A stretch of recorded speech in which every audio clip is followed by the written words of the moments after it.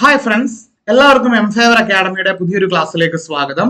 അപ്പൊ ഇന്ന് നമ്മൾ വന്നിരിക്കുന്നത് നിങ്ങൾക്ക് ഒരു പുതിയ നോട്ടിഫിക്കേഷനെ കുറിച്ചുള്ള ഇൻസൈറ്റ്സ് തരാൻ വേണ്ടിയിട്ടാണ്. കേരള PSCയുടെ ഒരുപാട് നോട്ടിഫിക്കേഷൻസ് 2024 അവസാനം വന്നിരുന്നു. അപ്പൊ അതിനെക്കുറിച്ചുള്ള കുറച്ച് ഇൻസൈറ്റ്സ് നിങ്ങൾക്ക് തരാനും അതിനെ നിങ്ങളുടെ ആ പരീക്ഷയ്ക്ക് വേണ്ടി നിങ്ങളെ പ്രിപ്പയർ ചെയ്യുവാനും വേണ്ടിയിട്ടാണ് ഞാൻ ഇന്ന് നിങ്ങൾക്ക് മുമ്പിൽ എത്തിയിരിക്കുന്നത്. നമുക്ക് നോക്കാം ഏതൊക്കെയാണ് ആ നോട്ടിഫിക്കേഷൻ. നമ്മൾ പറയാൻ പോകുന്ന നോട്ടിഫിക്കേഷൻ ഏതാണ്, അതില് നമ്മൾ എങ്ങനെ പ്രിപ്പയർ ചെയ്യണം, എന്തൊക്കെയായിരിക്കണം നമ്മളതിൽ ശ്രദ്ധിക്കേണ്ട കാര്യങ്ങൾ, അതുമായിട്ട് ബന്ധപ്പെട്ട സിലബസ്, അതിന്റെ കാര്യങ്ങൾ, അതിന്റെ മോഡൽ ക്വസ്റ്റ്യൻ പേപ്പർ, അതിന്റെ എത്ര വേക്കൻസികൾ ഉണ്ട് തുടങ്ങിയ എല്ലാ കാര്യങ്ങളും അതിനെ സംബന്ധിക്കുന്ന സമ്പൂർണമായിട്ടുള്ള ഒരു ക്ലാസ് ആയിരിക്കും ഞാൻ ഇവിടെ നിങ്ങൾക്ക് തരുവാനായിട്ട് പോകുന്നത്. സോ പ്രിപ്പയർഡ് ആയിട്ടിരിക്കുക. സോ നമ്മുടെ നോട്ടിഫിക്കേഷൻ നിങ്ങൾക്ക് എല്ലാവർക്കും അറിയാവുന്നത് പോലെ ഏത് നോട്ടിഫിക്കേഷൻ ആണ്? യെസ്, നോട്ടിഫിക്കേഷൻ നമ്പർ ശ്രദ്ധിക്കൂ. ഏതാണ്? 726/2024. ഓക്കെ, 726/2024 ആണ് നോട്ടിഫിക്കേഷൻ. ഏതാണ്? യെസ്, ലീഗൽ അസിസ്റ്റന്റ് ആണ്. ഓക്കെ, ലീഗൽ അസിസ്റ്റന്റ് ആണ്. ലീഗൽ അസിസ്റ്റന്റ് എവിടേക്കുള്ള ലീഗൽ അസിസ്റ്റന്റ് ആണ്? Government secretariat. നമ്മുടെ സെക്രട്ടേറിയറ്റ് അസിസ്റ്റന്റ് പോലെ തന്നെ കൃത്യമായ 3 വർഷങ്ങൾ ഇടവേളകളിൽ കൃത്യമായി നടക്കുന്ന വളരെ ചുരുക്കം പരീക്ഷകളിൽ ഒരു പരീക്ഷയാണ് ഈ ലീഗൽ അസിസ്റ്റന്റിന്റെ പരീക്ഷ എന്ന് പറയുന്നത്. കൃത്യം 3 വർഷം കാലാവധി വെച്ച് തന്നെയാണ് എന്ത് ചെയ്യുന്നത്, ഈ പരീക്ഷയുടെ റാങ്ക് ലിസ്റ്റ് പ്രവർത്തിക്കുന്നത്. അപ്പൊ നമ്മളിവിടെ മനസ്സിലാക്കേണ്ടത്, ഇത് ലീഗൽ അസിസ്റ്റന്റ് ഗവൺമെന്റ് സെക്രട്ടേറിയറ്റിലേക്ക് മാത്രമാണ് എങ്കിലും നമുക്കറിയാം നമുക്ക് ഒട്ടനവധി ലീഗൽ അസിസ്റ്റന്റുകൾ വരാനുണ്ട്. നിങ്ങൾക്കറിയില്ലേ, KFC കേരള ഫിനാൻഷ്യൽ കോർപ്പറേഷനിൽ ലീഗൽ അസിസ്റ്റന്റ് വരാൻ കിടക്കുന്നു. KSF കേരള സ്റ്റേറ്റ് ഫിനാൻഷ്യൽ എന്റർപ്രൈസിൽ ലീഗൽ അസിസ്റ്റന്റ് വരാൻ കിടക്കുന്നു. KSEB കേരള സ്റ്റേറ്റ് ഇലക്ട്രിസിറ്റി ബോർഡിൽ കിടക്കുന്നു. കേരള വാട്ടർ അതോറിറ്റിയിൽ കിടക്കുന്നു. അങ്ങനെ കേരളത്തിലെ പബ്ലിക് സെക്ടർ എന്റർപ്രൈസുകൾ, സർക്കാരിന്റെ നിയന്ത്രണത്തിനുള്ള പല പല പല പല സ്ഥാപനങ്ങളിൽ എന്ത് വരുവാൻ കിടക്കുന്നുണ്ട്? ലീഗൽ അസിസ്റ്റന്റിന്റെ വേക്കൻസികൾ വരുവാൻ കിടക്കുന്നുണ്ട്. അപ്പൊ നിങ്ങൾക്ക് ഇപ്പോൾ ഈ ലീഗൽ അസിസ്റ്റന്റ് എഴുതാൻ കഴിയില്ല എങ്കിലും, അല്ല ഇപ്പോൾ ഇതിന് അപ്ലൈ ചെയ്യാൻ സാധിക്കുന്നില്ല എങ്കിലും നിങ്ങൾ നിരാശരാകേണ്ടതില്ല. നിങ്ങൾക്ക് എന്ത് ചെയ്യാം? നിങ്ങൾക്ക് ഈ കൂടെ ഇരുന്ന് പ്രിപ്പയർ ചെയ്യാം. ഓക്കെ, നിങ്ങൾക്ക് ഇതിന്റെ കൂടെ തന്നെ പ്രിപ്പയർ ചെയ്തിട്ട് എന്ത് ചെയ്യാം? നമുക്ക് ഇനി വരുവാനിരിക്കുന്ന 100 കണക്കിനായ ഒഴിവുകളിലേക്ക് നമുക്ക് നമ്മളെ തന്നെ എന്ത് ചെയ്യാം? രാഗി മൂർച്ച കൂട്ടി വെക്കാം. ആ ഒരു ഉറപ്പാണ് ഞാൻ നിങ്ങൾക്ക് തരുന്നത്. ഈ കോഴ്സ് നിങ്ങൾ പഠിച്ചു കഴിഞ്ഞാല് നിങ്ങൾക്ക് ലീഗൽ അസിസ്റ്റന്റ് സെക്രട്ടേറിയറ്റിൽ മാത്രമേ ആകാൻ പറ്റുകയുള്ളൂ എന്ന ചോദ്യത്തിന്റെ ഉത്തരം അല്ല. കേരള സർക്കാർ നടത്തുന്ന, കേന്ദ്ര സർക്കാർ നടത്തുന്ന, ഇപ്പൊ കഴിഞ്ഞ മാസം ഡിസംബർ മാസത്തിലായിരുന്നു Kerala Indian ministry of shipping, ports, shipping and inland navigation, അവിടെ ലോ ഓഫീസറുടെ വേക്കൻസി വന്നിരുന്നു. നമ്മുടെ കൊച്ചിൻ ഷിപ്പ്യാർഡിലായിരുന്നു അത് വന്നത്. അപ്പൊ അങ്ങനെ ഒരുപാട് വേക്കൻസികൾ വരുന്നുണ്ട്. കേന്ദ്ര സർക്കാരിന്റെ കീഴിൽ ഒട്ടനവധി വേക്കൻസികൾ വരുന്നുണ്ട്. ഇതൊക്കെ നമുക്ക് എന്ത് ചെയ്യാനായിട്ട് സാധിക്കും? ഈ ഒരൊറ്റ കോഴ്സിലൂടെ നമുക്ക് ടാക്കിൾ ചെയ്യാനായിട്ട് സാധിക്കും. അപ്പൊ അതിനു വേണ്ടിയിട്ടുള്ള ഒരു പരീക്ഷ അല്ലെങ്കിൽ അതിനു വേണ്ടിയിട്ടുള്ള ഒരു പ്രിപ്പറേഷൻ ആണ് നമ്മൾ ഇവിടെ നടത്തുന്നത്. ഒരു വളരെ കോംപ്രിഹെൻസീവ് ആയിട്ടുള്ള, let me make it very clear to you, ഒരു വളരെ കോംപ്രിഹെൻസീവ് ആയിട്ടുള്ള ഒരു ഒരു ഒരു ഒരു ഒരു ക്യാപ്സ്യൂൾ ടൈപ്പിലുള്ള ക്ലാസ്സുകളാണ് ഞാൻ നിങ്ങൾക്ക് തരുവാനായിട്ട് പോകുന്നത്. ഓക്കെ, ഹിറ്റ് ദ നെറ്റ് എന്ന് പറയുന്നത് പോലെ തന്നെ എന്താണ്, കറക്റ്റ് ആയിട്ട് വരാൻ സാധ്യതയുള്ള ചോദ്യങ്ങൾ, എങ്ങനെയായിരിക്കണം ഇതിന്റെ പ്രിപ്പറേഷൻസ്, എത്ര മോഡൽ ക്വസ്റ്റ്യൻസ് വർക്ക്ഔട്ട് ചെയ്യണം, ഓരോ മൊഡ്യൂളിനും എന്തൊക്കെ വെയിറ്റേജ് കൊടുക്കണം തുടങ്ങിയുള്ള ഒട്ടനവധി ചോദ്യങ്ങൾക്ക് ഇവിടെ നമ്മൾ ഉത്തരം കണ്ടെത്തുകയാണ്. അപ്പൊ അതിനു മുമ്പ് നമുക്ക് ഈ നോട്ടിഫിക്കേഷന്റെ ഡീറ്റെയിൽസിലേക്ക് ഒന്ന് പോയി നോക്കാം. ഓക്കെ, നമുക്ക് ഈ നോട്ടിഫിക്കേഷൻ ഡീറ്റെയിൽസിലേക്ക് ഒന്ന് കണ്ണോടിക്കാം. ഒന്ന് ഇത് ഡയറക്റ്റ് റിക്രൂട്ട്മെന്റ് ആണ്. 18 വയസ്സ് മുതൽ 37 വയസ്സ് വരെ. സാധാരണ PSC എത്രയാണ്? 36 വയസ്സാണ്. നമുക്കിവിടെ ഒരു വയസ്സ് കൂടെ കൂട്ടി തന്നിട്ടുണ്ട്, 37 വയസ്സ് വരെ ആക്കിയിട്ടുണ്ട്. ഇതിന് ഒരു എസെൻഷ്യൽ ക്വാളിഫിക്കേഷൻ ഉണ്ട്. ഇമ്പോർട്ടന്റ് ആയ കാര്യമാണ്. കാരണം നമുക്കറിയാം പല ആപ്ലിക്കേഷനുകളിലും നമുക്ക് എന്തുണ്ട്? എസെൻഷ്യൽ ക്വാളിഫിക്കേഷനുകളും ഉണ്ട്, ഡിസൈറബിൾ ക്വാളിഫിക്കേഷനും ഉണ്ട്. ഇവിടെ നമുക്ക് എന്താണ് എസെൻഷ്യൽ ക്വാളിഫിക്കേഷൻ എന്താണ് എന്ന് നോക്കാം. ഓക്കെ, നമ്മുടെ ഇവിടുത്തെ എസെൻഷ്യൽ ക്വാളിഫിക്കേഷൻ എന്താണ്? LLB ഉണ്ടായിരിക്കണം. നിങ്ങളൊരു ലോ ഗ്രാജുവേറ്റ് ആയിരിക്കണം. നിങ്ങൾക്കൊരു നിയമ ബിരുദം ഉണ്ടായിരിക്കണം. നിർബന്ധമാണ് ആ കാര്യം. ഓക്കെ, നിയമബിരുദം ഉണ്ടായിരിക്കണം എന്ന് പറയുമ്പം ഏതെങ്കിലും തട്ടിക്കൂട്ട് യൂണിവേഴ്സിറ്റിയിൽ നിന്നോ തട്ടിക്കൂട്ട് കോളേജിൽ നിന്നോ നിയമബിരുദം ഉണ്ടായിട്ട് കാര്യമില്ല. നിങ്ങൾ ഏത് കോളേജിലാണോ പഠിച്ചത്, പർട്ടിക്കുലർലി കേരളത്തിന്റെ പുറത്ത് പഠിച്ചവരൊക്കെ ഏത് കോളേജിലാണോ പഠിച്ചത്, ആ കോളേജിന് ബാർ കൗൺസിൽ ഓഫ് ഇന്ത്യയുടെ അംഗീകാരമുണ്ട് എന്ന് ഉറപ്പുവരുത്തിയിരിക്കണം. എന്നാൽ മാത്രമേ നിങ്ങൾക്ക് അപ്ലൈ ചെയ്യാൻ പറ്റുള്ളൂ. ഓക്കെ, നിങ്ങൾ ബാർ കൗൺസിലിന് അംഗീകാരമില്ലാത്ത ഏതെങ്കിലും സർട്ടിഫിക്കറ്റ് വെച്ച് അപ്ലൈ ചെയ്ത് എൻക്വയറി വന്ന് ലാസ്റ്റ് നിങ്ങളെ എന്ത് ചെയ്യും? ഫോർജറിക്കും ക്രിമിനൽ മിസ്അപ്രോപ്രിയേഷനും ഒക്കെ നിങ്ങളെ തൂക്കിയെടുത്ത് കൊണ്ടുപോകും. അപ്പൊ അതിന്റെ ആവശ്യമൊന്നും വേണ്ട. എന്താണ്? ബാർ കൗൺസിലിന്റെ അംഗീകാരമുള്ള കോളേജിൽ നിന്നുള്ള ലോ ഡിഗ്രി ഉണ്ടായിരിക്കണം. ഇനി രണ്ടാമത്തെ കാര്യം എന്ന് പറയുന്നത്, രണ്ടാമത്തത് ഡിസൈറബിൾ അല്ല, അതും എസെൻഷ്യൽ ആണ്. Enrolled as an advocate.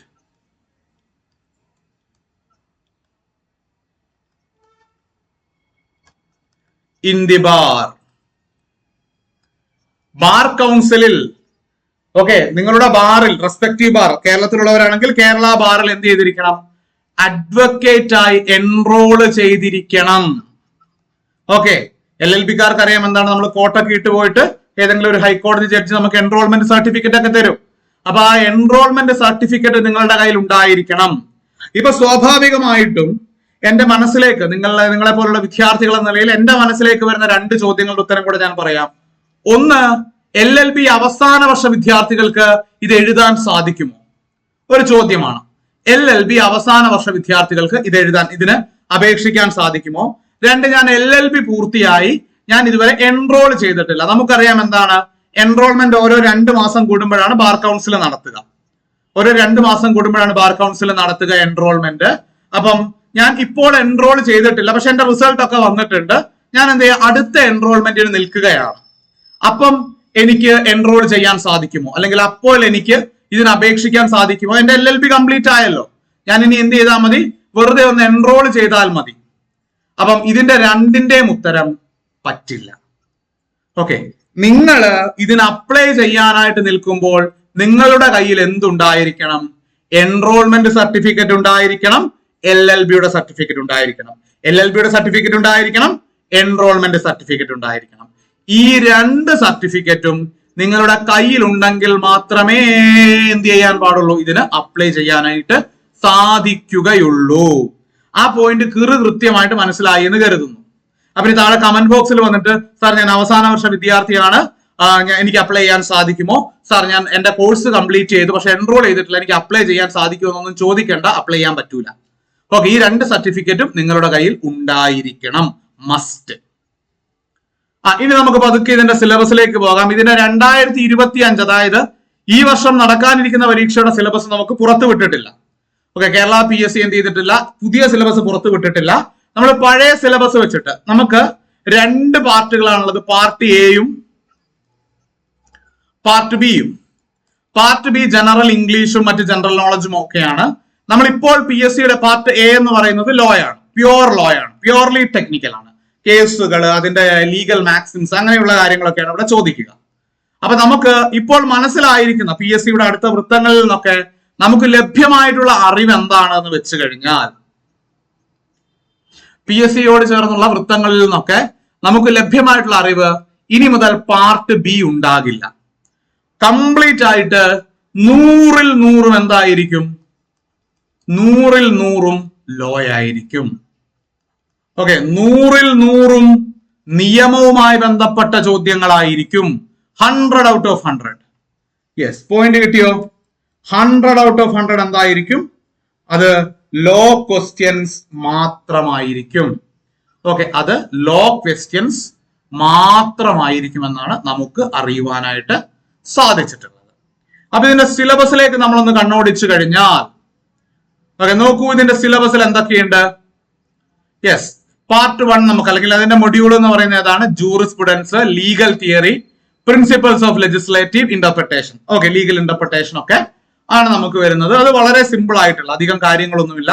എന്താണ് ഫസ്റ്റ് പാർട്ടിൽ എന്താണ് വരിക? കുറച്ച് തിയറികളാണ് വരിക, കുറച്ച് തിങ്കേഴ്സിന്റെ പേര്, കുറച്ച് ജൂറിസ്റ്റുകളുടെ പേര്, പിന്നെ എന്താണ് ഇന്റർപ്രിട്ടേഷൻ ഓഫ് സ്റ്റാറ്റ്യൂട്ട്സ് എന്ന് പറഞ്ഞിട്ടുള്ള ഒരു ഭാഗം കൂടി ഉണ്ട്. അതിൽ പല ഇന്റർപ്രിട്ടേഷൻ തിയറി ഉണ്ടല്ലോ, golden rule of interpretation theory എന്നൊക്കെ പറഞ്ഞിട്ട് പല ലീഗൽ ഇന്റർപ്രിട്ടേഷൻ തിയറികളും ഉണ്ടാകും. അത്തരത്തിലുള്ള കാര്യങ്ങൾ മാത്രമാണ് ഫസ്റ്റ് പാർട്ടിൽ വരിക. ഇതൊരു സിമ്പിൾ പാർട്ടാണ്. ഓക്കെ, കമ്പാരിറ്റീവ്ലി സിമ്പിൾ ആണ്. പക്ഷെ എന്താണ് 10 മാർക്കാണ് ഇതിന് കൊടുത്തിരിക്കുന്നത്. ഓക്കെ, നമ്മുടെ പുതിയ സിലബസ് വരികയാണെങ്കിൽ ഇതിന്റെ വെയിറ്റേജ് കൂടത്തേ ഉള്ളൂ. ഓക്കെ, പുതിയ സിലബസ് വരുമ്പോൾ ഇതിന്റെ വെയിറ്റേജ് കൂടുകയായിരിക്കും ചെയ്യുക. ഇത് നമ്മൾ രണ്ടാമത്തെ മൊഡ്യൂളിലേക്ക് വരുമ്പോൾ രണ്ടാമത്തെ മൊഡ്യൂളിൽ എന്താണ് പറയുന്നത്? രണ്ടാമത്തെ മൊഡ്യൂളിൽ കോൺസ്റ്റിറ്റ്യൂഷണൽ ആൻഡ് അഡ്മിനിസ്ട്രേറ്റീവ് ലോ ആണ്. യെസ്, രണ്ടാമത്തെ മൊഡ്യൂളിൽ വരുന്നത്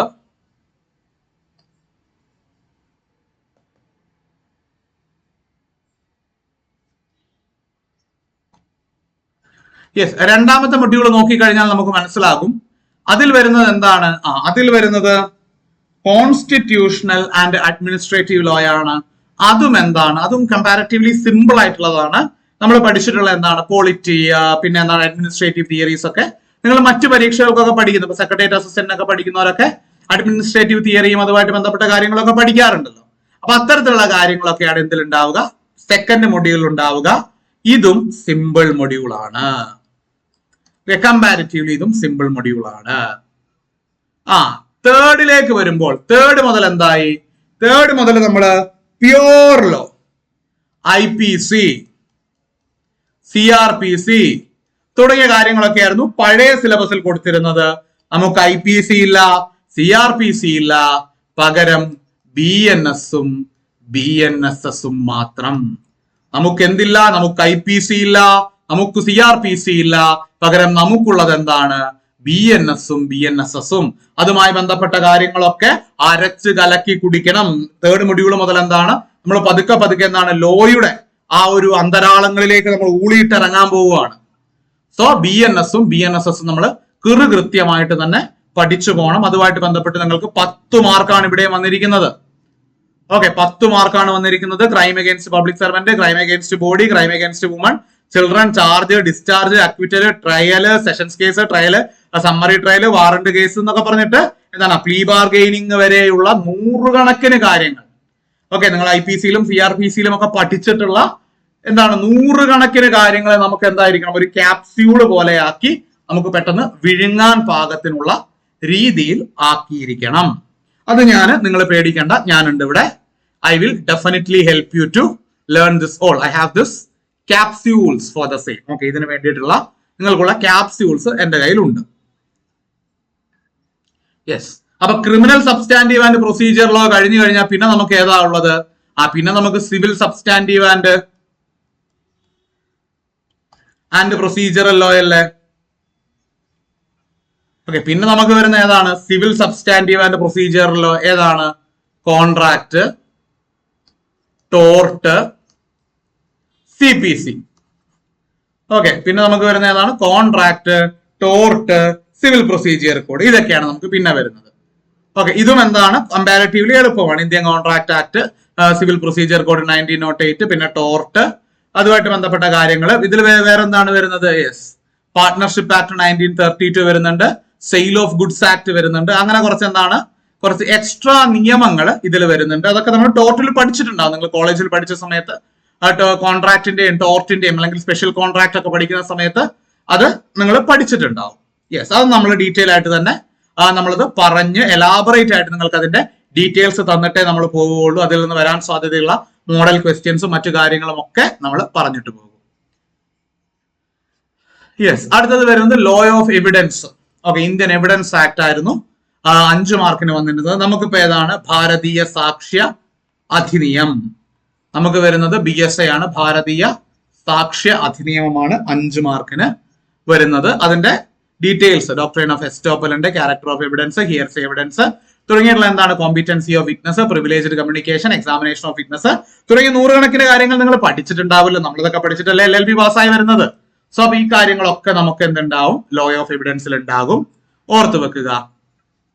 യെസ്, പിന്നെ ഞാൻ LLBക്ക് പഠിച്ച സമയത്ത് എന്നെ വെള്ളം കുടിപ്പിച്ച സാധനം, എന്നെ മാത്രമല്ല പലരെയും, TP, transfer of property act. Okay, yes, ഇത് വളരെ എന്നെ സംബന്ധിച്ചിടത്തോളം എനിക്കിത് വളരെ ടഫായ ഒരു കാര്യമായിരുന്നു. ഓക്കെ, വളരെ കഷ്ടപ്പെട്ടു ഞാനിതൊന്ന് പഠിച്ചെടുക്കാൻ.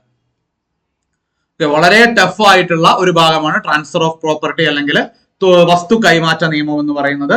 എന്നാലും ഞാൻ എന്താണ് എന്റെ കഴിവിന്റെ പരമാവധി എഫേർട്ട് ഇട്ടുകൊണ്ട് നിങ്ങൾക്ക് ഏറ്റവും ഭംഗിയായ രീതിയിൽ, ഏറ്റവും സിമ്പിൾ ആയിട്ട് ഇത് മനസ്സിലാകുന്ന രീതിയിലും മാക്സിമം മാർക്സ് ഇതിൽ നിന്ന് സ്കോർ ചെയ്യാൻ കഴിയുന്ന രീതിയിലും വേണ്ട നടപടികൾ ഞാൻ സ്വീകരിച്ചു തരാം. പിന്നെ എൻവയോൺമെന്റൽ ലോ, ഇതൊക്കെ ഒരു ഇതാണോ? ഇതൊക്കെ ഒരു മൊഡ്യൂൾ ആക്കേണ്ട ആവശ്യം ഉണ്ടായിരുന്നു. വെറും 5 മാർക്കാണുള്ളത്. എന്താണ്? എൻവയോൺമെന്റൽ നിയമങ്ങളുമായിട്ടൊക്കെ ബന്ധപ്പെട്ട് പ്രൊട്ടക്ഷൻ, എന്താണ് water pollution act, air pollution act, national green tribunal act, പിന്നെ അതുമായിട്ട് ബന്ധപ്പെട്ട കാര്യങ്ങളൊക്കെ, ഓക്കെ, ഫോറസ്റ്റ് ആക്ട് തുടങ്ങിയുള്ള കാര്യങ്ങൾ, എൻവയോൺമെന്റൽ പ്രൊട്ടക്ഷൻ ആക്ട്, അങ്ങനെ തുടങ്ങിയിട്ടുള്ള എന്താണ് ജസ്റ്റ് എന്താണ് നമ്മൾ പറയുക എൻവയോൺമെന്റൽ ലെജിസ്ലേഷൻസുമായിട്ട് ബന്ധപ്പെട്ടുള്ള കാര്യങ്ങൾ. അടുത്ത വരുന്നത് labour law. Okay, labour law എനിക്ക് വളരെ ഇഷ്ടമുള്ള ഒരു മേഖലയാണ്. നമ്മൾ നന്നായിട്ട് എടുത്തു തരും. ഏതാണ്? നമ്മുടെ industrial disputes act, trade unions act, industrial standing orders തുടങ്ങിയിട്ടുള്ള കാര്യങ്ങളൊക്കെ നമുക്ക് ഉണ്ടാവും. അപ്പൊ അതൊക്കെ നമ്മൾ എന്ത് ചെയ്യും? അതും ഒരു 5 മാർക്കിനുണ്ട്. അതൊക്കെ നമ്മൾ ഡീറ്റെയിൽ ആയിട്ട് തന്നെ നമ്മൾ പറഞ്ഞ് സെറ്റ് ആക്കി നിങ്ങൾ എന്ത് ചെയ്യും? അതിൽ തറോ ആക്കിയിട്ടേ വിടുകയുള്ളൂ. ലാസ്റ്റ് എന്താണ്? മൊഡ്യൂൾ 9 വരുന്നത് എന്താണ്? Legal aid, protection of vulnerable sections. എന്താണ്? Mediation, arbitration, conciliation act, legal aid, Lok Adalat, protection of civil rights act, SC/ST atrocities act, woman commission, scheduled caste, scheduled tribe, POCSO, transgender persons act, dowry prohibition act തുടങ്ങിയിട്ട് എന്താണ്? Vulnerable സെക്ഷൻസിന് വേണ്ടിയിട്ടുള്ള vulnerable സെക്ഷൻസിന് വേണ്ടിയിട്ടുള്ള group of legislations. Okay, അത് വളരെ simple ആണ്. അതൊക്കെ നമുക്ക് പെട്ടെന്ന് പറഞ്ഞു പോകാവുന്നതാണ്. യെസ്, 10th മൊഡ്യൂൾ എന്താണ് വരുന്നത്? That is public international law, public international law and human rights. Okay, public international ലോയും ഹ്യൂമൻ റൈറ്റ്സുമാണ് നമുക്ക് 10th മൊഡ്യൂൾ വരുന്നത്. ഇതൊക്കെ നമ്മൾ LLBക്ക് പഠിച്ചിട്ടുള്ളത് തന്നെയാണ്. നിങ്ങളെ വിഷമിപ്പിക്കുന്ന ഒരു സത്യം ഞാൻ പറഞ്ഞുകൊള്ളട്ടെ. ഓക്കെ, ആർക്കും എന്നോട് ദേഷ്യമൊന്നും തോന്നരുത്. ഞാൻ ഉൾപ്പെടെ നമ്മളിൽ ബഹുഭൂരിപക്ഷവും LLBക്ക് പഠിക്കുന്നത് അനിൽ കെ നായരുടെ പുസ്തകം വെച്ചിട്ടല്ലേ, AK വെച്ച് പഠിച്ചിട്ടല്ലേ ബഹുഭൂരിപക്ഷം പേരും LLB പാസ്സായിട്ടുള്ളത്. അപ്പം ഓർത്ത് വെക്കുക, AK കൊണ്ട് നമുക്ക് ഇവിടെ പ്രത്യേകിച്ച് ഗുണമൊന്നുമില്ല. ഓക്കെ, നിങ്ങൾക്ക് അതിന്റെ കോർ മനസ്സിലാക്കാൻ അല്ലെങ്കിൽ നിങ്ങളുടെ പേരിന്റെ ഇപ്പറെ ADV എന്ന് വെക്കാമെന്നല്ലാതെ AK കൊണ്ട് നമുക്ക് ഈ പ്രൊഫഷണൽ ആയിട്ട് അല്ലെങ്കിൽ നമ്മളൊരു കോമ്പറ്റീറ്റീവ് എക്സാമിന് പഠിക്കുമ്പം അതിന് പ്രത്യേകിച്ച് ഗുണമൊന്നുമില്ല എന്ന് എന്റെ മക്കളൊന്ന് ജസ്റ്റ് ഓർത്ത് വെക്കണം. ഓക്കെ, എന്റെ മക്കളൊന്ന് ജസ്റ്റ് എന്ത് ചെയ്യണം? അത് ഒന്ന് ഓർത്ത് വെക്കണം. ഇതിന് പ്രിപ്പയർ ചെയ്യുന്നവർ, ഇനിയിപ്പോ നമ്മുടെ കോഴ്സിൽ ചേർന്ന് പ്രിപ്പയർ ചെയ്യാതെ ഒറ്റയ്ക്ക് പ്രിപ്പയർ ചെയ്യുന്നവരുണ്ട് എങ്കിലും don't blindly rely on AKN. Okay, അങ്ങനെ AKNൽ മാത്രമായിട്ട് വെക്കരുത്. നമ്മൾ അതിന്റെ സ്റ്റാൻഡേർഡ് ടെക്സ്റ്റുകൾ എടുത്ത് അവ വായിച്ച് നോട്ട്സ് ഉണ്ടാക്കിയിട്ടായിരിക്കും നിങ്ങൾക്ക് തരിക. അതിൽ നിന്ന് നോട്ട്സ് ഉണ്ടാക്കിയിട്ട് തന്നെയായിരിക്കും നിങ്ങൾക്ക് തരിക. അപ്പൊ AKN മാത്രം വിശ്വസിച്ചുകൊണ്ട് ഒരിക്കലും ഇരിക്കരുത് എന്നുകൂടി ഞാൻ ഓർമ്മിപ്പിക്കുവാനായിട്ട് ഈ അവസരം ഞാൻ വിനിയോഗിക്കുകയാണ്. സോ അപ്പൊ നമ്മുടെ പുതിയ സിലബസ് വന്നിട്ടില്ല, നമ്മുടെ പഴയ സിലബസ് വെച്ചിട്ടാണ് നമ്മൾ പോകുന്നത്. അപ്പോഴും നമ്മളൊരു ചോദ്യം, ഇതിനെങ്ങനെ പ്രിപ്പയർ ചെയ്യണം, പ്രിപ്പയർ ചെയ്താൽ എത്ര വേക്കൻസികൾ ഉണ്ടാവുമെന്ന് ചോദിച്ചു കഴിഞ്ഞാൽ എനിക്ക് ഇപ്പോഴത്തെ ഒരു സാഹചര്യത്തിൽ പറയാൻ കഴിയും, മെയിൻ ലിസ്റ്റും സപ്ലിമെന്ററി ലിസ്റ്റും എല്ലാം കൂടെ ചേർത്ത് കഴിഞ്ഞാൽ നമുക്കൊരു 80, അപ്രോക്സിമേറ്റ്ലി ഒരു 80 വേക്കൻസീസ് നമുക്കിവിടെ ലഭ്യമാകും. ഓക്കെ, മെയിൻ ലിസ്റ്റും സപ്ലിമെന്ററി ലിസ്റ്റും എല്ലാം കൂടെ ചേർത്തി കഴിഞ്ഞാൽ നമുക്ക് എത്ര വേക്കൻസി കിട്ടും? ഒരു അപ്രോക്സിമേറ്റ്ലി ഒരു 80 വേക്കൻസി വരെ നമുക്ക് എത്തിക്കാനായിട്ട് സാധിക്കും. മാത്രമല്ല നമ്മൾ വെറുതെ ഈ ഒരു എക്സാമിന് വേണ്ടി മാത്രമല്ലല്ലോ നമ്മൾ പഠിക്കുന്നത്. നമുക്ക് ഏത് എക്സാംസ് ഉണ്ട്? നമുക്ക് ഇനിയും ഒട്ടനവധി എക്സാംസ് വരാനുണ്ട്. ലീഗൽ അസിസ്റ്റന്റ് ആയിട്ട് തന്നെയുള്ള ഒട്ടനവധി എക്സാംസ്, KFC, കേരള ഫിനാൻഷ്യൽ കോർപ്പറേഷന്റെ എക്സാം ഉണ്ട്. അതുപോലെ മറ്റ് എക്സാമുകൾ ഞാൻ പറഞ്ഞില്ല, KSEB, വാട്ടർ അതോറിറ്റി തുടങ്ങിയ ഒട്ടനവധി എക്സാമുകൾ നമുക്ക് ഇനി ഇതിൽ വരാനുണ്ട്. അപ്പൊ അതിനും കൂടെ വേണ്ടിയിട്ടുള്ള ഒരു പ്രിപ്പറേഷൻ ആണ് നമ്മളിവിടെ ഉദ്ദേശിക്കുന്നത്. സോ എന്ത് ചെയ്യാം? നമുക്ക് എന്ത് ചെയ്യാം? We will start our preparation. Okay, നമുക്ക് ഇങ്ങനെ തന്നെ എന്ത് ചെയ്യാം? നമ്മുടെ പ്രിപ്പറേഷൻ സ്റ്റാർട്ട് ചെയ്ത് കൊണ്ടുപോകാം. ഓക്കെ, എവറിത്തിങ് ഓൾ റൈറ്റ് ആണെന്ന് കരുതുന്നു. ഇനി നമുക്ക് ജസ്റ്റ് എന്ത് ചെയ്യാം? നമുക്ക് ഇതിന്റെ ഒരു മോഡൽ ക്വസ്റ്റ്യൻസ് കൂടെ നോക്കാം. നമ്മൾ പ്രിപ്പയർ ചെയ്യുമ്പം എങ്ങനെയായിരിക്കണം നമ്മുടെ പ്രിപ്പറേഷൻസ്, ഏത് രീതിയിലായിരിക്കണം നമ്മുടെ പ്രിപ്പറേഷൻസ് എന്നതിനെ കുറിച്ച് നമുക്കൊരു നല്ലൊരു ഇൻസൈറ്റ് തരാൻ സാധിക്കുക എന്താണ് നമ്മുടെ മോഡൽ ക്വസ്റ്റ്യൻസ് ആണ്. Those are the best guides. The model questions are the best guides that we can rely upon. So we will look into the last year question paper. Yes, 100 മാർക്കിന്റെ ആണ്. എന്താണ്? Hart. Yes, Hart Fuller debate പഠിച്ചിട്ടുണ്ടാവുമല്ലോ. Yes, എല്ലാവരും തന്നെ പഠിച്ചിട്ടുണ്ടാവുമല്ലോ Hart Fuller debate. LLBക്ക് പഠിക്കുന്ന ഒരു ഫസ്റ്റ് ഇയറിൽ 3 ഇയർ LLB ആണെങ്കിൽ ഫസ്റ്റ് ഇയർ ചെല്ലുമ്പോൾ പഠിപ്പിക്കുന്ന ജൂറിസ്പ്രുഡൻസിന്റെ ആദ്യ ക്ലാസ്സുകളിലൊക്കെ വരുന്ന ഒരു സാധനമാണ് എന്ത്? ഈ ഹാർട്ട് ഫുള്ളർ ഡിബേറ്റ് എന്ന് പറയുന്നത്. അപ്പൊ ഈ ഹാർട്ട്ഫുള്ളർ ഡിബേറ്റിനെ കുറിച്ച് ഒരു ചോദ്യം വന്നിരിക്കുന്നു. അത് ജൂറിസ്പ്രുഡൻസിന്റെ ആദ്യ പാർട്ടാണ്. പിന്നെ എന്താണ് power, Hohfeld theory. Okay, theory of Hohfeld ജൂറിസ്പ്രുഡൻസിന്റെ ഭാഗമാണ്.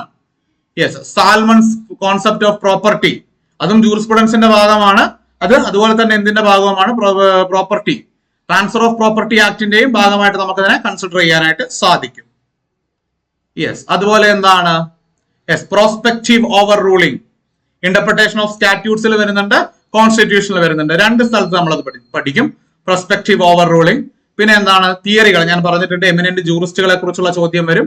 അപ്പൊ കോഡിഫിക്കേഷൻ ഓഫ് ലോയ്ക്ക് എതിരെ നിന്ന ജൂറിസ്റ്റ് ആരാണെന്നാണ് ചോദ്യം. പിന്നെ pleasure doctrine. Okay, philosophies regards pleasure doctrine. കേട്ടിട്ടില്ലേ? Pleasure pain doctrine, pleasure pain doctrine കേട്ടിട്ടില്ലേ? അതാണ് ഇത് സാധനം. Now coming with imperfect right regarding അത് ജൂറിസ്പ്രുഡൻസുമായിട്ട് ബന്ധമുള്ളതാണ്. Mean a word can be associated with it. Okay, എന്താണത്? അത് നമ്മുടെ ഇന്റർപ്രിട്ടേഷൻ ഓഫ് സ്റ്റാറ്റ്യൂട്ടിൽ വരുന്നതാണ്. Okay, to be read together എന്ന് പറയും. ഓക്കെ, ഒരു വാക്ക് മറ്റൊരു വാക്കുമായിട്ട്, ഒരു വാക്കിനെ ഇൻഡിപെൻഡന്റ് ആയിട്ട് വായിക്കേണ്ടതില്ല. അതിന്റെ അർത്ഥം ക്ലിയർ അല്ല എങ്കിൽ, if there is any ambiguity or lack of clarity in any sentence, then that sentence or word has to be read with its precedental and successive words. അതിന് തൊട്ട് മുമ്പുള്ളതും അതിന് തൊട്ട് ശേഷം വരുന്നതുമായ വാക്കുകളോട് ചേർത്ത് വെച്ച് വേണം ഏതെങ്കിലും ഒരു വാക്കിനെ നമ്മൾ വായിക്കാനായിട്ട്. അതൊക്കെ ഇന്റർപ്രിട്ടേഷൻ ഓഫ് സ്റ്റാറ്റ്യൂട്ടിൽ പഠിച്ചിട്ടുള്ള കാര്യങ്ങളാണ്. Yes, lawful and rightful sense. Okay, constitution എവിടെ നിന്നാണ് പ്രിയാമ്പിൾ എന്നുള്ള ആശയം കിട്ടിയിരിക്കുന്നത്? SC ST റിസർവേഷനെ കുറിച്ച് ചോദിച്ചിരിക്കുന്നു. GST കൗൺസിലിനെ കുറിച്ച് ചോദിച്ചിരിക്കുന്നു. പിന്നെ ഇതെന്താണ്? ഇത് അഡ്മിനിസ്ട്രേറ്റീവ് ലോയിൽ നിന്നുള്ളൊരു ചോദ്യമാണ്. അഡ്മിനിസ്ട്രേറ്റീവ് ലോയിൽ നിന്നുള്ള എന്താണ്, പർട്ടിക്കുലർലി എന്താണ് ഇത് വരുന്നത്? Delegated legislation. അഡ്മിനിസ്ട്രേറ്റീവ് ലോയിൽ വരുന്ന ഡെലിഗേറ്റഡ് ലെജിസ്ലേഷൻ എന്നൊരു ഭാഗവുമായി ബന്ധപ്പെട്ട ഒരു ചോദ്യമാണ്. അടുത്തത് എന്താണ്? 13A. ഓക്കെ, യെസ്, ലോയുടെ നിർവചനമാണ്. ഓക്കെ, ലോയുടെ നിർവചനത്തിൽ താഴെ കൊടുക്കുന്നതിൽ ഏതൊക്കെയാണ് പെടുന്നത്? 13 കോൺസ്റ്റിറ്റ്യൂഷനുമായിട്ട് തന്നെ ബന്ധപ്പെട്ടിട്ടുള്ളതാണ്. Natural justice, theory of natural justice വരുന്ന അഡ്മിനിസ്ട്രേറ്റീവ് ലോയിലാണ്. ആർട്ടിക്കിൾ 380 കുറിച്ച് ചോദിച്ചിരിക്കുന്നു, എന്തുമായി ബന്ധപ്പെട്ടിരിക്കുന്നു എന്ന് ചോദിച്ചിരിക്കുന്നു. UPSC കുറിച്ച് ചോദിച്ചിരിക്കുന്നു. അത് കോൺസ്റ്റിറ്റ്യൂഷണൽ ബോഡിയെ കുറിച്ച് കൃത്യമായിട്ട് ചോദിച്ചിരിക്കുന്നു. തിയറി ഓഫ് നാച്ചുറൽ ജസ്റ്റിസ് വളരെ വ്യക്തമായും സ്പഷ്ടമായും ചോദിച്ചിരിക്കുന്നു. Theory of natural justice. ഡയസിയുടെ എന്താണ്? Rule of law. Rule of law of ഡയസിയുടെ റൂൾ ഓഫ് ലോയെ കുറിച്ച് ചോദിച്ചിരിക്കുന്നു. Defence of infancy under section 82 of IPC. നമുക്കത് ഇപ്പോൾ വരുമ്പോൾ ഏതായിട്ട് വരും? ഇപ്പോൾ വരുമ്പോൾ നമുക്കത് IPC ആയിട്ടല്ല വരിക, BNS-ലെ പുതിയ സെക്ഷൻസ്. ഓക്കെ, BNS-ലെ പുതിയ സെക്ഷൻസ് ഒക്കെ ആയിട്ട് വരും. നമുക്ക് ആ പുതിയ സെക്ഷൻസ് ഒക്കെ ഇരുന്നൊന്ന് പഠിക്കണം കേട്ടോ. അത് ഇച്ചിരി സമയം എടുക്കും. നമുക്ക് IPC, അപ്പം നിങ്ങൾ ഈ ക്ലാസ്സിന് വരുന്നതിന് മുമ്പ് IPC ഒന്ന് വായിച്ച് തറവായിട്ട് വരിക. എനിക്കറിയാം നിങ്ങൾ ആരും BNS അല്ല പഠിച്ചിട്ടുള്ളത്, നിങ്ങൾ എല്ലാവരും തന്നെ IPC-കാരാണ്, പഴയ സിലബസുകാരാണെന്ന് എനിക്കറിയാം. പക്ഷെ എന്നാലും നിങ്ങൾ എന്ത് ചെയ്യുക, നിങ്ങൾ IPC ഒന്ന് വായിച്ചിട്ട് വരിക. BNS-ന്റെ കാര്യം ഞാൻ ഏറ്റു, നിങ്ങൾ IPC ഒന്ന് വായിച്ചിട്ട് വരിക. കാരണം IPC-യിലുള്ള കാര്യങ്ങൾ തന്നെ സെക്ഷൻ അങ്ങോട്ടും ഇങ്ങോട്ടും ഒന്ന് മാറ്റിയെന്നേ ഉള്ളൂ. ഓക്കെ, യെസ്, ഇല്യൂസ്ട്രേറ്റീവ് കേസുകൾ തന്നിരിക്കുന്നത് കണ്ടോ? ഒരു ഇല്യൂസ്ട്രേറ്റീവ് കേസ് ഇവിടെ തന്നിരിക്കുന്നത് കണ്ടോ? എന്താണ്? X intentionally causes Y's death partly illegally by omitting to give food and partially by beating. ഇവിടെ എന്താണ് എക്സ് കമ്മിറ്റ് ചെയ്തിരിക്കുന്ന കുറ്റം? ഓക്കെ, അത് culpable homicide amounting to murder ആണോ, ഗ്രീവിയസ് ഹർട്ട് ആണോ, മർഡർ ആണോ തുടങ്ങിയ കാര്യങ്ങളൊക്കെയാണ് എന്ത് ചെയ്തിരിക്കുന്നത് ഇവിടെ ചോദിച്ചിരിക്കുന്നത്. ഓക്കെ, നമ്മൾ മുൻസിഫ് മാജിസ്ട്രേറ്റിന്റെ ഒക്കെ പരീക്ഷയ്ക്ക് നിങ്ങൾ ചിലരെങ്കിലും ഒക്കെ മുൻസിഫ് മാജിസ്ട്രേറ്റിന്റെ പരീക്ഷയ്ക്ക് പ്രിപ്പയർ ചെയ്യുന്നവരായിരിക്കും. അപ്പൊ ഈ മുൻസിഫ് മാജിസ്ട്രേറ്റിന്റെ പരീക്ഷയ്ക്ക്, എഴുത്തു പരീക്ഷയൊക്കെ പാസ്സായി നമ്മൾ ഇന്റർവ്യൂവിന് പോയി കഴിഞ്ഞാൽ നമ്മളോട് ചോദിക്കുന്ന ആദ്യത്തെ ചോദ്യം, അല്ലെങ്കിൽ വളരെ ഇമ്പോർട്ടന്റ് ആയ ചോദ്യങ്ങളിൽ ഒന്നാണ്. ഓക്കെ, മുൻസിഫ് മാജിസ്ട്രേറ്റിന്റെ ചോദ്യങ്ങളൊക്കെ ആയിട്ട് ബന്ധപ്പെട്ട് നമ്മളോട് ചോദിക്കുന്ന ആദ്യത്തെ ചോദ്യത്തിൽ ഒരു ചോദ്യമാണ് എന്ത് എന്ന് പറയുന്നത്? What is the difference between section 34 of the Indian penal code and section 149? അത് വളരെ ഇമ്പോർട്ടന്റ് ആണ്. ഓക്കെ, സെക്ഷൻ 34 ചോദിക്കും, 120B ചോദിക്കും. ഓക്കെ, 34 120B ചോദിക്കും, അതുപോലെ എന്തും ചോദിക്കും. അതുപോലെ നമ്മുടെ 149 ചോദിക്കും. അപ്പൊ സെക്ഷൻസ് ഒക്കെ അങ്ങോട്ടും ഇങ്ങോട്ടും എന്താണ്, മാറിയും മറിഞ്ഞും കിടക്കും. They are correlated to each other. Okay, they are correlated to each other. അപ്പൊ ആ ഭാഗവും കൂടെ എന്ത് ചെയ്തിരിക്കണം, നമുക്കൊന്ന് ക്ലിയർ ആയിട്ട് ഇരിക്കണം. അതൊക്കെ നമ്മൾ പഠിപ്പിച്ചു തരും കേട്ടോ. അത് നമ്മൾ സെക്ഷൻ പഠിക്കുക BNS വെച്ചിട്ടായിരിക്കും. പക്ഷെ ഇതിന്റെ ഇൻഗ്രീഡിയൻസ് ഒക്കെ IPCയിലുള്ള സാധനം തന്നെയാണ്. അതെടുത്ത് ഇപ്പുറത്തോട്ട് ഇട്ടെന്നേ ഉള്ളൂ. ഓക്കെ, വലിയ മാറ്റമൊന്നുമില്ല. IPCയിലുള്ള സാധനത്തിന് ഇത് ഓക്കെ, ഒരു പുതിയ കുപ്പി ഉണ്ടാക്കി അതിലേക്ക് പഴയ വീഞ്ഞിനെ ഒഴിച്ചു, അത്രയേ ഉള്ളൂ. അപ്പൊ നിങ്ങൾ IPC വായിച്ചിട്ടൊക്കെ വരികയാണ് എങ്കിൽ നിങ്ങൾക്ക് ഇത് കുറച്ചുകൂടെ എളുപ്പമായിരിക്കും. This matters will be considerably easier for you. Yes, അടുത്ത കേസ് എന്താണ്? അടുത്തത് കേസ് ലോ ചോദിച്ചിട്ടുണ്ട്.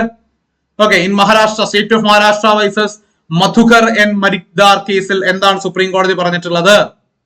ഓക്കെ, പോലീസിന് എപ്പോഴാണ് ഒരു വ്യക്തിയെ വാറണ്ട് ഇല്ലാതെ അറസ്റ്റ് ചെയ്യാൻ പറ്റുക? അത് CRPC അല്ലേ? അത് CRPC അല്ലെങ്കിൽ നമ്മുടെ BNSS. ഓക്കെ, നമ്മുടെ BNSSൽ വരുന്ന ഭാഗമല്ലേ ഈ വാറണ്ട് ഇല്ലാതെ അറസ്റ്റ് ചെയ്യുന്നത്? യെസ്, അപ്പൊ അത് ഓർത്ത് വെക്കണം, അത് നമ്മൾ പഠിക്കും.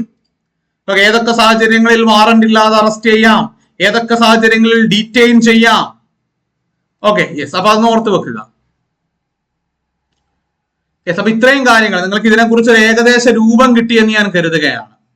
ഓക്കെ, നമ്മുടെ വരുവാനിരിക്കുന്ന ലീഗൽ അസിസ്റ്റന്റ് പരീക്ഷയെ കുറിച്ച് നിങ്ങൾക്കൊരു ഏകദേശ രൂപം കിട്ടി. എങ്ങനെ പ്രിപ്പയർ ചെയ്യണം, എങ്ങനെയാണ് ഇതിന് പഠിക്കേണ്ടത്, എങ്ങനെയാണ് ഇതിന്റെ കാര്യങ്ങൾ ചെയ്യേണ്ടത് എന്ന് നിങ്ങൾക്കൊരു ഏകദേശ രൂപം കിട്ടിയെന്ന് ഞാൻ മനസ്സിലാക്കുകയാണ്. ഇനി നമുക്ക് തുടരെ ക്ലാസ്സുകൾ ഉണ്ടാകും. ക്ലാസിന്റെ നോട്ട്സ് വളരെ അപ്ഡേറ്റഡ് ആയിട്ടുള്ള ലേറ്റസ്റ്റ് കേസ് ലോസ് ഉൾപ്പെടെ ചേർത്തുകൊണ്ടുള്ള അപ്ഡേറ്റഡ് നോട്ട്സ് നിങ്ങൾക്ക് തരും. അപ്പൊ ഇതെല്ലാം വെച്ചുകൊണ്ട് എന്താണ്, നമുക്ക് ഉറപ്പായിട്ടും എന്ത് ചെയ്യാം, നമുക്ക് ഉറപ്പായിട്ടും ലീഗൽ അസിസ്റ്റന്റ്, സെക്രട്ടേറിയറ്റ് അസിസ്റ്റന്റിലെ, ഗവൺമെന്റ് സെക്രട്ടേറിയറ്റിലെ ലീഗൽ അസിസ്റ്റന്റിന്റെ കസേരയിൽ ഇരിക്കുവാനുള്ള ഭാഗ്യം നിങ്ങൾക്ക് ഓരോരുത്തർക്കും